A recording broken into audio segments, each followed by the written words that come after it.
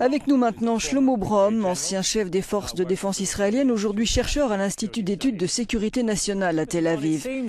Monsieur Brom, il semble qu'Ariel Sharon soit né pour faire carrière dans l'armée. Il a montré que c'était dans son sang dès les premiers jours quand il a rejoint l'organisation Haganah. Oui, c'est juste. C'était ainsi pour cette génération. La génération qui a atteint l'âge adulte dans les décennies précédant l'indépendance d'Israël. The decades before Israel gained independence.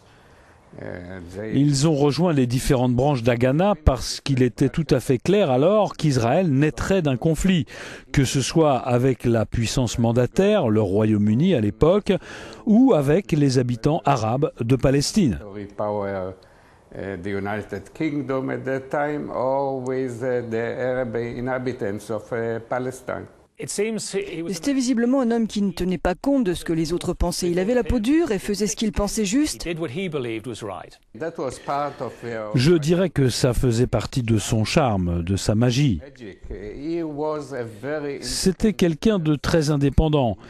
Il pensait en toute indépendance. Ce n'était pas le genre de personne qui suit aveuglément un chef de file.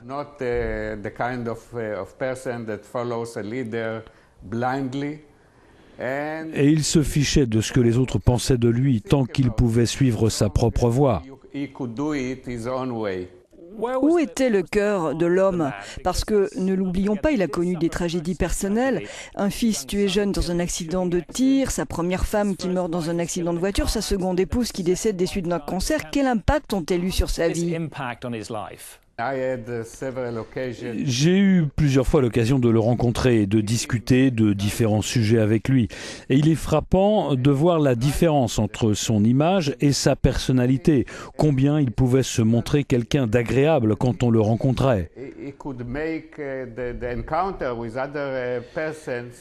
Je crois qu'il avait souffert et que cela avait laissé des traces. Il y a eu les massacres de Sabra et Shatila. Sur son héritage, doit-on dire comme Benjamin Netanyahou, il ne faut pas refaire le passé? Sharon a un bilan dont on peut être fier.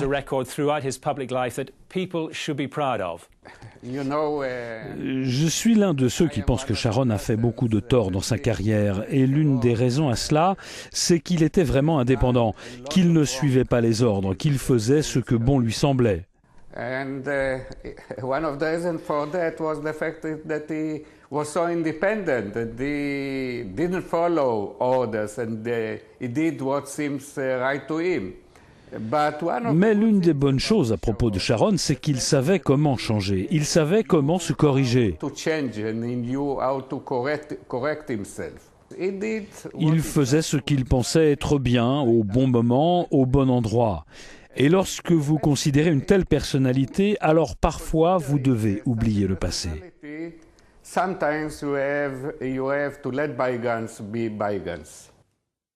Mr. Braun, thank you very much indeed for joining us. You are welcome.